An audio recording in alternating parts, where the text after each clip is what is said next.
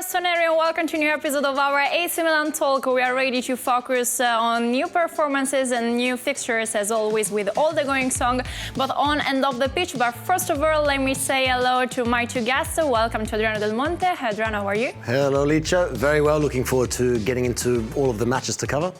And welcome also to Sheridan Bird. Hi, Sheridan. Ciao. Hello, everyone. I hope everybody is well and looking forward to today's show. Exactly, because we are in the heart of this final run, in the heart of Serie A and the Europa League. So let's start with our men's first team.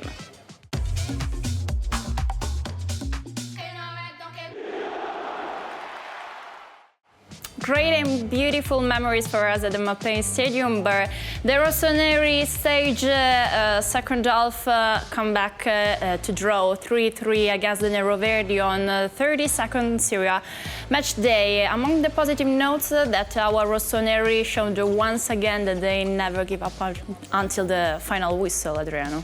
Never give up. Of course, that was shown in the final score, which was quite entertaining in terms of the goals scored.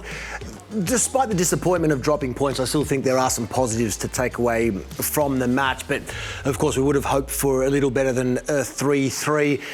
And can consider ourselves perhaps a bit unlucky. 3 goals scored. There were another couple scored by Chukwueze, which were incredibly ruled out for offside. But that's the rule. That's how it stands. You can see the table there, still in second place quite comfortably. But in the end, look, a 3-3, some positives to take. Disappointment with only the 1 point. But Mr. Pioli's men showed that continual fighting spirit, which we have seen throughout the entirety of the campaign. We know it's been a difficult campaign in terms of injuries and some form and fitness at times. But I take the positives away. Chukwueze, for me, again, a really, really important performance. Love what I saw from he. And in the end, I still think there's a lot to take going into next season as we go and with an eye on that, and also what's to come in the second return leg, of course, of the Europa League. So disappointing result. I think we could have won it on another day, but in the end, there was that fighting spirit shown again. There's 90 minutes full of goals scored, but only 1 point for us, Sheridan. Yes, in black and white, the 3-3 result's not optimal, but if you look at the way the team reacted, when they went 2-0 down after, barely 10 minutes, they didn't collapse, which is important. And then they went 3-1 down as well, just after the restart, and they still did not collapse, showed mental fortitude. Rafael scored another wonderful goal. We say it every week, Adriano, he's just clicking into gear, which is great to see. I think the team, which, could have struggled at 2-0 or 3-1, but as I say, they kept their heads up and they made so many chances. The second half, after Sassuolo's third goal, was one-way traffic. And I think Milan could well have won the game. And it was good that Luka Jovic scored once more. And also, I want to mention Chukwueze. Incredibly unlucky to have those goals cancelled out for offside. That's what the technology tells us, that they were irregular goals, so you have to accept it. But he's running into a rich vein of form as well. So disappointed with the draw, the 1 point, but there were some positives to take out of it. And after the clash at the Mapei Stadium, our head coach Stefano Pioli commented on his last performance. Let's listen. Non sempre, ma spesso volte per i numeri ti dicono com'è stata la partita. Abbiamo subito tutto quello che potevamo subire per quello che abbiamo lasciato, dove abbiamo sicuramente commesso degli errori, e abbiamo segnato poco per quello che abbiamo creato e per quello che non siamo riusciti a vincere la partita, ma devo dire che la squadra in una domenica così calda, in un momento così particolare della stagione dove tutti sanno che le prossime partite saranno quelle che peseranno tantissimo e saranno importanti per il nostro presente. La squadra ha avuto la voglia, la determinazione di uscire dal campo dando tutto, abbiamo lottato, abbiamo giocato, abbiamo creato tanto. Certo che volevamo la vittoria perché volevamo allungare sulla terza in classifica e non ci siamo riusciti, ma è altrettanto vero insomma, che adesso la differenza la faremo, la dovremo fare nelle prossime partite. Few mistakes and Coach Pioli also said they didn't score as much as they created. It's a tough one. It's a strange one to analyse this match because, again, there were positives, but there were missed opportunities. There were some defensive lapses. There were a couple of errors. Also, the conditions were quite tough. For those not in Italy, it was a very hot weekend. You would have seen, of course, there was a drinks break during the match. Sassuolo had a couple of injuries as well. It was a bizarre game, but in the end, yes, Mr. Pioli said it, not enough. You don't take your chances. They were created, which is good, but you need to capitalise on those chances, which in the end, well, we did 3 times, but 3 times ultimately were not enough. So you can sense that disappointment and that feeling of a missed opportunity there, which I think is reflected in our analysis and response here, Sheridan, because on another day, that's a very winnable match. I think Mr. Pioli certainly knows that. But we look at Chukwueze, we look at Okafor again. Okafor off the bench. I think that's the 5th goal off the bench this season. That's a league high. Jovic again.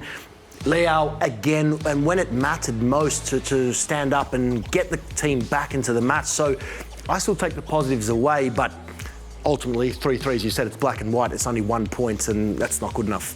Despite the very hard Sunday and the very tough period that our rossoneri are living, they showed the right hunger and determination, and Stefano Pioli appreciated it. He did. I think he looked disappointed, obviously, but a part of him will have been proud of the way the team reacted. And we mentioned it last week that Sassuolo's new manager, new coach, Davide Ballardini, is a very cunning manager. He knows what he's doing. It's hard to beat his teams. Sassuolo have hired him to get them out of the mess they're in. And he very nearly got 3 points against Milan at the weekend. So a draw is not a disaster against this improving Sassuolo. It's a disappointment, but that doesn't mean it's a disaster. After the 90 minutes on the pitch, our number 8 post-match reaction, Ruben Loftus-Cheek's words and comment on the performance against the Nero-Verdi and ahead of the second leg against Roma. Let's listen. Of course, we didn't start in a good way. Could have avoided the goals. For our standards, it was very sloppy, but credit to us the way we come back away from home. We've done it a few times now. Going down and then coming back to win the game, or like today, draw the game. So let's look at the positives. We've come back from 2-goal deficit and got the draw. But let's not be too down about the last couple of results. We've got a big game coming up, and we need to be positive and ready for that. So throughout the season, when we've been down, we've always come back and showed fight to win the game. And going to Rome 1-0 down, it's not so new to us. We've had it before and come back, so why not be positive going there? And we are. So I think we're all looking forward to it and very confident and positive about the game.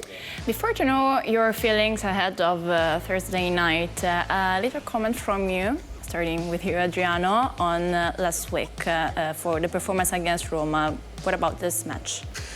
Well, I love what Loftus-Cheek said there in terms of the standards, that they're disappointed but they take positives away, and that's from both matches, Sassuolo and Roma. Mm-hmm. I was there at this one. It was, as always, European nights, special atmosphere. There were some really strong positives to take away, but obviously now we go to the return leg, Sheridan 1-0 down. That is a disappointment, but we're at the halfway mark of this tie.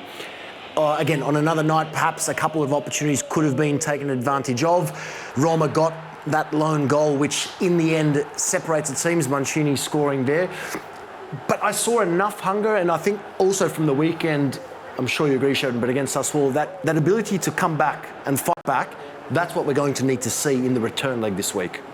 Yeah, they showed real character at the Mappe Stadium. The match against Roma, which we're looking at now, frustrating. I don't really think Milan got going till about the 65th minute, and there are reasons for that perhaps Mr. Pioli and his staff and the squad have discussed, but we are not party to. But it wasn't a great performance from the off for Milan, and the good news is that it's only 1-0, it's only half-time. Milan have had a few decent results at the Olimpico against Roma in recent years.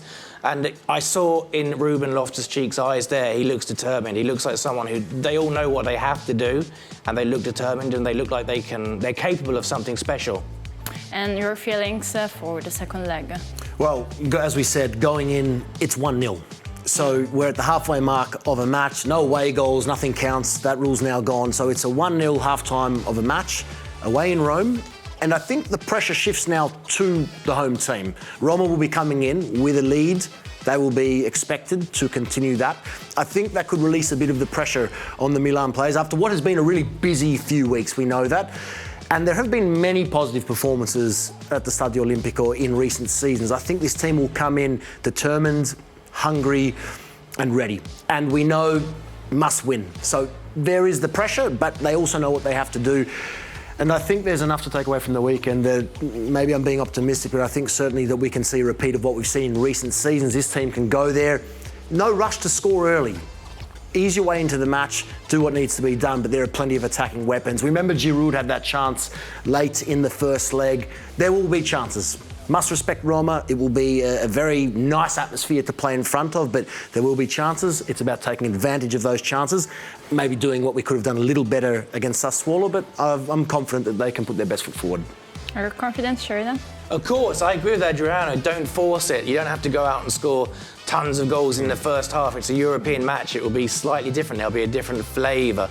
So try and be a bit more tactically, a bit wiser. And it doesn't matter who scores. Can someone who doesn't normally score make themselves a Euro hero in a squad or for a team which already has a huge European pedigree?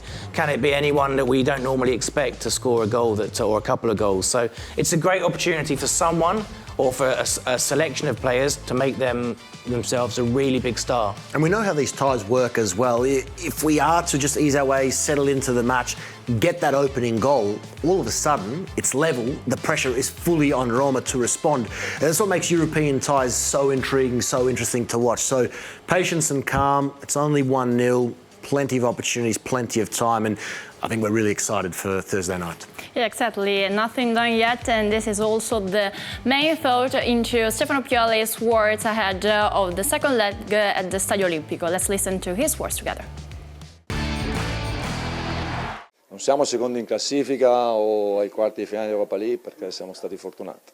Ci siamo creati questo percorso, ci siamo creati questa opportunità. Ripeto, sappiamo che secondo me il risultato non è stato così giusto nella partita d'andata perché malgrado non abbiamo giocato una grandissima partita il pareggio ci stava tutto e alla fine abbiamo subito un gol solamente su palla inattiva, non c'è stato fischiato un rigore che 9 volte su 10 viene fischiato, però sappiamo che dobbiamo fare di più, ma i giocatori devono assolutamente credere nelle proprie capacità, nelle proprie qualità, perché ripeto abbiamo le capacità per giocare una grande partita. Poi è chiaro che per passare il turno devi vincere e quindi devi stare attento, determinato, concentrato su tutte le situazioni, perché i singoli episodi potranno avere un'importanza totale nel corso della gara, di come cambiare gli atteggiamenti, di come cambiare soprattutto l'atteggiamento mentale delle due squadre, quindi ci prepareremo al meglio e faremo di tutto per passare il turno.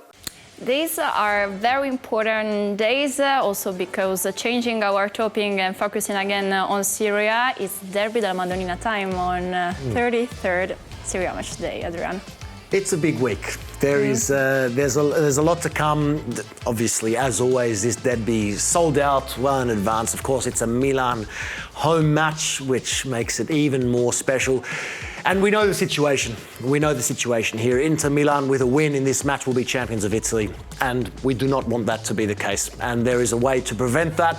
And obviously there is a match against Roma in Europe before that, which will be the focus. But for Mr. Pioli and his team here, an opportunity to spoil that party and get another win in this famous fixture. So, look, the situation aside, a Derby della Madonnina is one of the best spectacles in world football. Always a special time. It's always a special feeling in this city. And as always, we are looking forward to that. But with that added pressure coming into this one, I think it makes it even more special coming in. But Roma first, and then we'll start to think about what's to come on the 33rd match day in Serie A. Yeah, tough week, both physically and mentally, Sheridan. A tough week, but a big week. And a week, as I was saying before, in which someone could make themselves a superstar or ingratiate themselves even more to the Milan fans. It's true that Inter have been the best team in Italy this season. No way to argue with that. But can Milan give them a scare or make life difficult for them? Or, as Adriano says, spoil the party? Milan haven't... We won't dwell on it, but Milan haven't been too great in derbies recently. It's about time Milan showed some, just showed some real skill or had a success in a derby. So no better time to start than the upcoming match. So that's all for our men's first team. Good luck to our rossoneri for their next features, both in Europe and Serie A. Now it's time to move on with our women's team.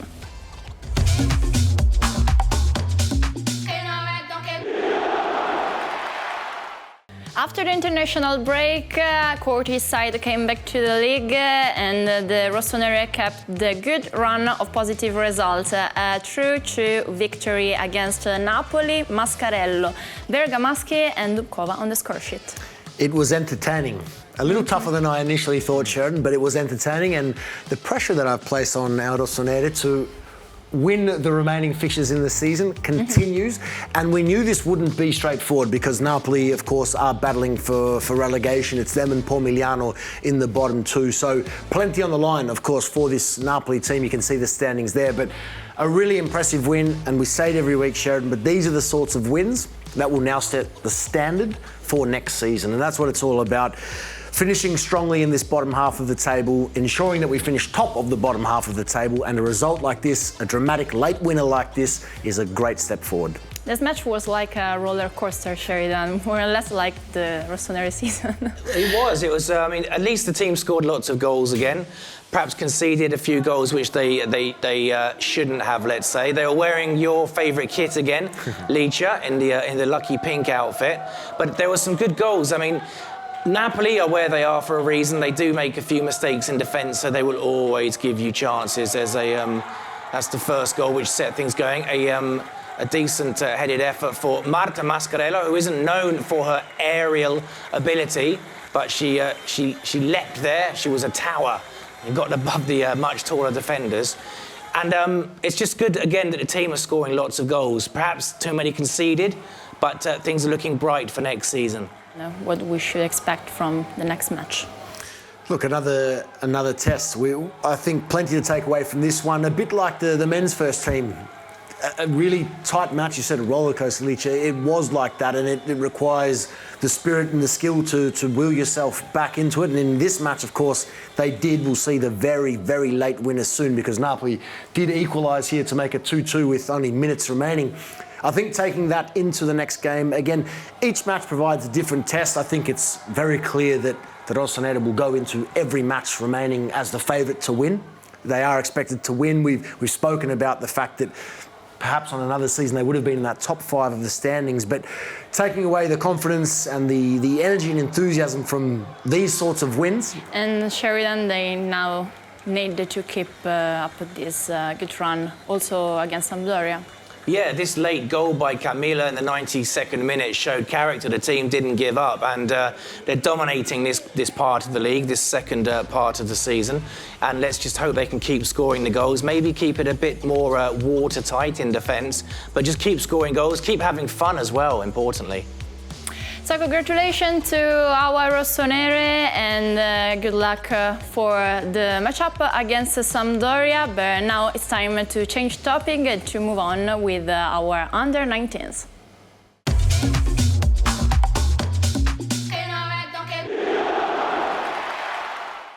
Primavera fight back to beat Empoli 3-2 also for our youngest talents. Very good, and yeah. We're getting very excited, aren't we, Sheridan, because our time is coming very soon with this Final Four of the UEFA Youth League, and this was a remaining test there. It seems like there were plenty of goals in action for the club over the weekend across every level, and 3-2 here. Again, dramatic, hard-fought, and a good test. A match that we came into, obviously, against an Empoli team in the bottom half of the standings, probably expecting to win, but a good test as the preparations now well and truly ramp up for this very exciting Final Four to come. Yeah, exactly. There were some really good goals. As Adriano said, all of the teams scored 3 goals this weekend, so there's 9 teams spread out. This is Emanuele Sala with a wonderful, I think you could say Ibrahimovic-esque finish, which I think we'll see another angle of very shortly. Look at this, guys. What do you think of that? Does it remind you of a certain tall Swedish man? But Empoli were no pushover, and they managed to get their way back into the action on 2 occasions. But it was a good result, and it was a good tune-up, let's say, for the UEFA Youth League. It was actually got a little bit nervy because Empoli did show that they had quality despite their league position But the next goal that Milan scored was another really fabulous strike from Diego Sia, who is having a glorious season. I think this is it coming up now. Gets between two defenders and then plays in a really good finish, which is one of his special goals. If you had a collection of Diego Sia's goals this season, I think it would be a big hit on the various social media, because he is such a skillful player. And that's why he makes us so optimistic for the European action coming up. This was the goal that settled it. Not as spectacular, but they all count, Adriano. They all count. And again, in tough conditions as well, let's not forget. So to fight back like that and do it in the style that they did, okay, perhaps disappointing to concede a couple of goals, but to fight back, will themselves on and get another win, I think they'll be very, very content. Heart, determination and happiness for our under-19s, and they need to keep up also because on Friday they will be back to the Youth League. It's Final Four time against Porto.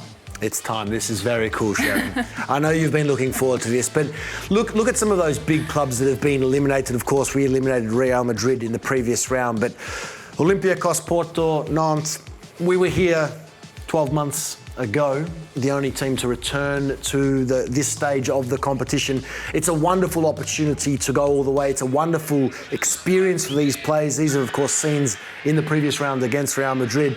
Surely they go in full of confidence that they can go the distance. I think they have to. I mean, because they've shown that they can win on penalties. They've shown that they can win in normal time. They've got a really good chance. I think the team's actually improved from last season, and they've got no one to fear. FC Porto, very skillful team. The Portuguese sides are very skillful. They're very tough to play against in the sense that they normally have several small, mobile forwards that, you know, try and create space and have got very quick feet. So it won't be easy, but this group has got some really exciting players that have had a glimpse of first-team action. So let's hope we can go one better than last year, win the semi-final, and then play in the final. And then you can start dreaming. So with the focus on our under-19, so we come to the end of this episode, and we'll be back on Wednesday, 24th of April, to comment on performances against Rome, against Inter, for the Serie A preview against Juventus. Thanks to Adriano Del Monte. Thank you, Licia. What a big week coming up. And of course, good luck to our Primavera squad.